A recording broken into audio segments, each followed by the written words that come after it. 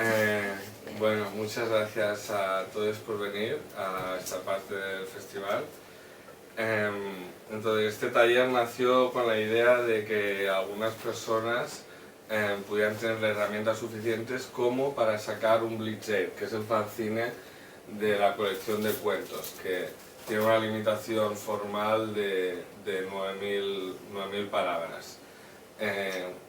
Y la idea es que, bueno, vamos a dar consejos dentro de todo el universo de la narrativa, porque se van a hablar de muchas cosas, consejos para hacer un cuento, un pequeño texto.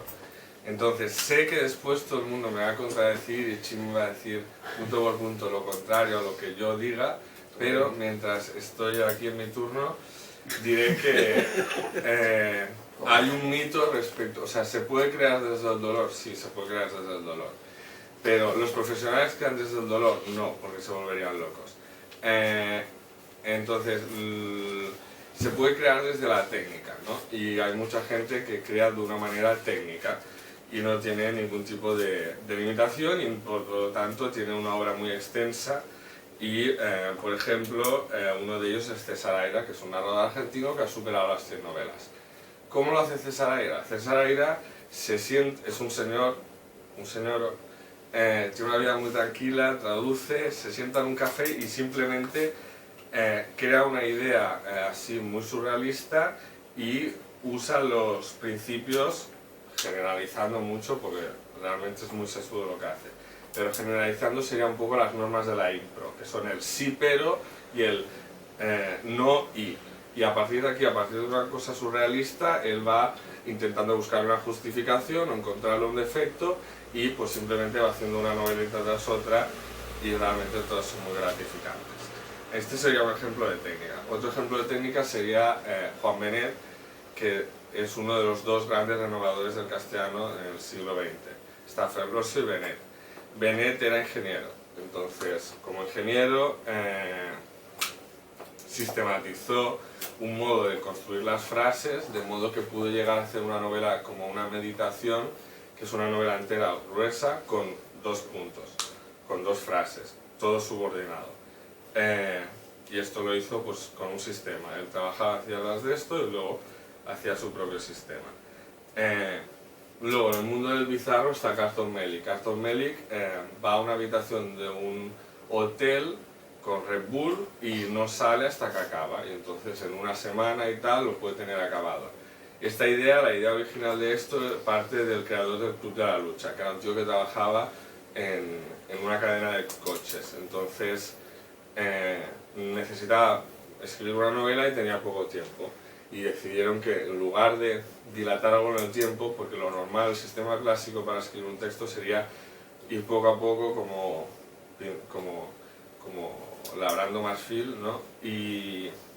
Pero yo creo que ese sistema tiene ciertas dificultades porque te exige mantener el mismo tono durante un año.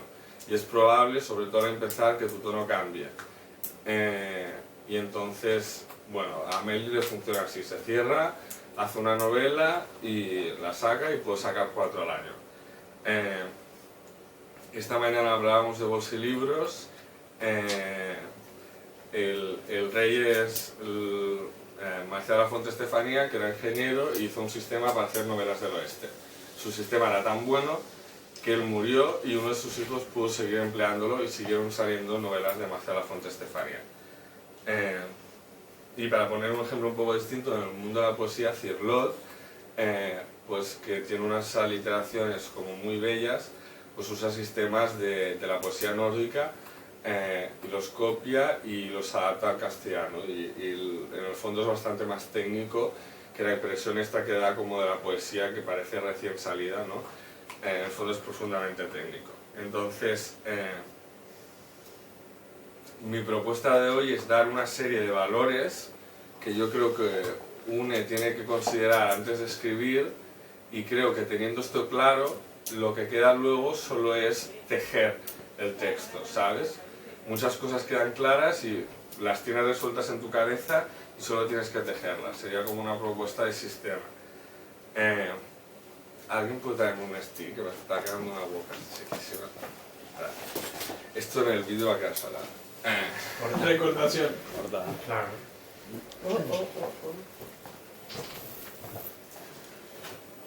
Vale, de momento Nórdico, vamos bien, vamos bien.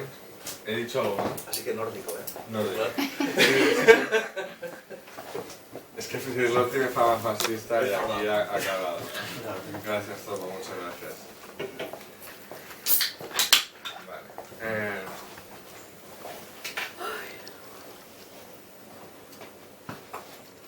Entonces, el aspecto que yo creo que se debería tener en cuenta para que solo haga tejerlo, hay muchos, hay world building, hay la gente que escribe desde los personajes, hay muchas cosas a hacer.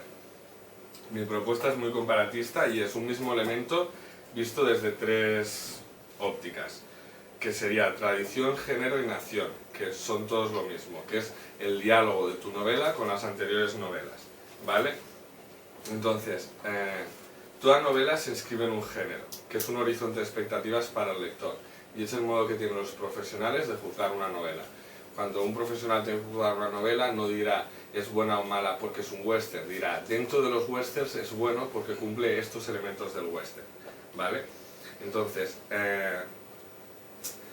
si a la hora uno de hacer una novela tiene en cuenta cuál es su género y qué se ha dicho antes del género, entenderá lo que no se ha dicho y podrá hacer un diálogo, para empezar, de ausencias y presencias. Esto es importante, por ejemplo, y es un ejemplo, pero en el mundo de la poesía es muy importante el tema del dolor y la experiencia de Auschwitz. Es decir, tú hablas sobre el dolor, pero ya hay un gran corpus de literatura sobre el dolor bastante jodida, entonces pues eso de algún modo quedará relacionado con el modo y las metáforas que tú uses y te hace ser más consciente a la hora de escribir. Eso por una parte, y luego por un tema muy práctico de futilidad. A nadie le guste que se repita una idea hasta la saciedad, o sea, gana el primero que dice algo en algunas cosas. Eso por la parte de la tradición. Por la parte del horizonte de expectativas, eso implica que en las novelas hay un léxico, que igual que cada persona tiene un léxico aproximado, 200, 400 palabras, cada género tiene un léxico aproximado. Conocer ese léxico es súper útil a la hora de trabajar. Voy a hacer una novela del oeste, conozco el léxico del oeste. Ahí tienes mucho ganado, porque solo tienes que hacer variaciones de ciertas cosas, no te hace falta estar en el oeste. Solo necesitas saber que esas 200 palabras y posibles adjetivos para esas 200 palabras. Lo mismo con las metáforas. Hay un recurso X de metáforas, de simbología, y conocerla te ayuda a crear nuevas metáforas y no pasar por lugares comunes. Es muy feo las metáforas amatorias repetidas hasta la saciedad. Y bueno, y luego está un componente más de si te gusta alguien, esto suena en plan crush, ¿no? Pero si te gusta algún autor y tal, luego está el caso concreto de querer dialogar con él, ella o ella. En plan, pues por ejemplo, imaginemos que a Chimi le gusta Cirlot, pues entonces Chimi pues, podría plantear su poema como un diálogo de las ausencias de Cirlot y hacerle su homenaje y sin mencionarlo en el texto, no es necesario en ningún momento, porque eso funciona de manera autónoma. Y el tercer elemento de esto de tradición-género es la nación, o sea, en un panorama postmoderno es más difícil de ejemplificar, pero antes se notaba más. Hay una gran relación entre novelas, relatos nacionales y de algún modo las literaturas nacionales funcionan como una especie de virus o aparato como dentro, es que no sé explicarlo demasiado bien, generan tradiciones y las tradiciones de los estados hablan entre ellas, pero tú también hablas con los de tu propia tradición y los de tu propio idioma. Y tener en cuenta lo que se hace en tu país a la hora de dialogar, ¿sabes? No, entonces, a la hora de ser un western, no sería solo tener en cuenta el léxico del western, lo que se ha dicho antes de la tradición del western, sino qué se ha dicho en España sobre el western y qué aportas sobre el panorama español y qué aportas al idioma español. Yo creo que con estas 3 cosas se tiene muchas cosas arregladas. Y puedo ver cómo voy de tiempo. Vale, bien. Voy a toda hostia. De puta madre. Vale, otro elemento. Otro punto. Ahora esto es la idea general y ahora voy a ir soltando unas cuantas ideas. Entonces, para la gente que ha hecho comunicación, esto se lo habrán dicho un montón de veces. Para los que no, es muy importante. Que es una frase de Marshall McLuhan, que es: el medio es el mensaje. El medio es el mensaje quiere decir eso, que el medio modifica totalmente dentro de lo que sería el sentido, el significado. O sea, la palabra tiene una parte fonética y luego tiene un sentido oculto dentro. El medio crea como su propio pseudosentido. Es dicho de otro modo. Por ejemplo, una persecución funciona muy bien en una película, pero en una novela queda súper estúpida. Hay cosas que solo se pueden hacer en un cómic y son para hacer en un cómic. O cosas, ideas tan maravillosas que solo pueden ser en una novela porque no existe presupuesto humano para hacerlo. Estas son las distintas normas que hacen de cada medio que sea el mensaje y se hacen sus limitaciones. El medio es el mensaje, es el motivo por el que en TikTok triunfan los shishantis, porque el modo en que está hecho TikTok favorece este cantar en diálogo. Entonces, a la hora de hacer algo, uno debe saber cuál es su género y por lo tanto las limitaciones que tiene. O sea, novela, cuento, película, también yo que sé, con el deseo es más evidente, no es lo mismo una escena de sexo en una película que en una novela y funciona, y en un cómic debería ser también distinto, en cada formato debería ser distinto para que funcione y funcione la maquinaria del deseo.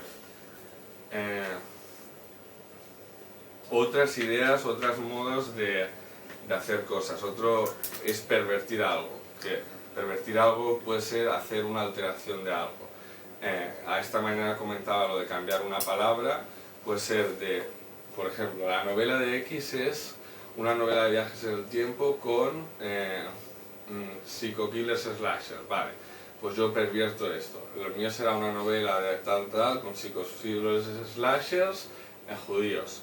Ha quedado muy mal lo de pervertir y que metan judío, pero bueno, podría ser cualquier otra cosa. Superhéroes. Ese sería un modo de hacer algo, ¿vale? Pervertir. Panero lo hacía con las traducciones, entonces tú puedes forzar una traducción, cambiar una palabra en concreto, o el caso de Agustín Fernández Mayo con Borges, que es coger un cuento y ampliarlo, poner palabras entre palabras. Ese sería un modo. Otro modo es el enciclopedismo, que es el de autores de novelas pues así muy largas, que suele ser intentar agotar un tema, exprimir todas sus posibilidades, todas sus variables, ir a la deconstrucción para cumplirlas todas. Esa sería otra técnica. Los problemas que tienen algunas de estas técnicas es lo que se llama el éxtasis de influencias, que eso se nota mogollón cuando se hacen informes de lectura, que es cuando te has pasado imitando, pervirtiendo o homenajeando a alguien. Te has pasado tanto que eso ya no suena tuyo y suena muy falso. Eso pasa al inicio, solo se soluciona, no lo sé, escribiendo mucho. Escribiendo mucho, no sé, no se me va. Vale, otra cosa que es importante es la gente se queja mogollón, en plan, he escrito algo y no encaja en ningún lugar. Vale, porque ese no es el modo de hacer las cosas. Normalmente uno ya escribe sabiendo el catálogo a que se dirige y eso simplifica mogollón las cosas. En este caso ya sabemos que es un cuento. En otro, o sea, si vuestro plan es hacer un cuento de 10.000 palabras, para cualquier otro lugar es un plan de mierda, porque a nadie le interesa un cuento de 10.000 palabras solo, es un formato que no encaja con ningún otro catálogo. Entonces uno debe tener eso en cuenta también para hacerse experiencias realistas a la hora de entrar en el mundo de la escritura. Vale. Sí, después, el otro día hice un informe sobre el libro de Brandon Sanderson sobre escritura y sus consejos. Y su primer consejo es que hay que vivir mucho para escribir. Y eso es totalmente falso. O sea, realmente los grandes escritores de la historia, no todos, pero muchos, o sea, son señoros. O sea, quiero decir, no han vivido grandes vidas. Lo que han hecho es escribir muy bien, que no tienen nada que ver. Es decir, si X palabra tiene X variables de adjetivos. Si encuentras el adjetivo perfecto, eso no tiene nada que ver con que lo hayas vivido. Eso tiene mucho que ver con que los tengas en tu cabeza, los tengas presentes y pruebes todas las variables.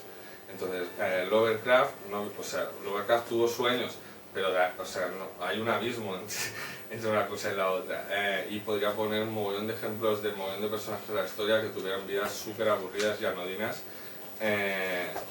y construyen a base de eso, el adjetivo preciso. Que está ahí fuera, es un tema mecánico, solo que hay que coger un diccionario a veces.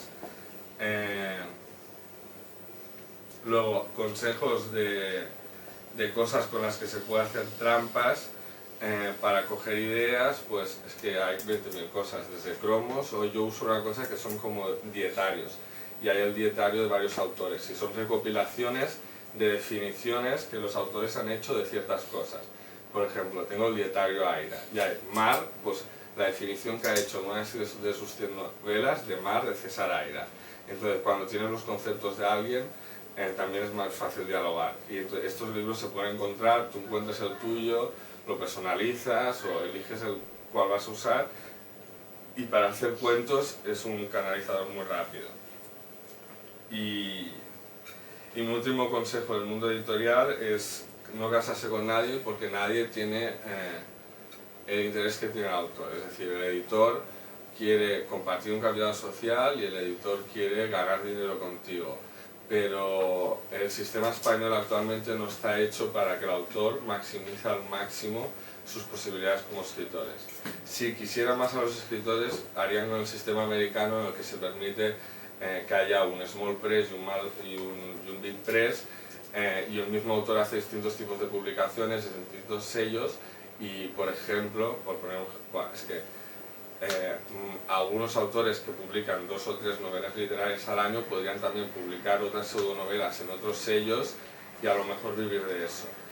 Aquí en España no sé quién, en el fondo a ningún autor, entonces uno tiene que apostar por su producto y saber adaptarse rápido a casas y productos, y creo que eso también evita muchos ahorros porque la gente romantiza una editorial en concreto y esa persona en concreto lo que quiere es hacer dinero con un catálogo. Y hasta aquí mis consejos sobre el tema. Qué bons consejos.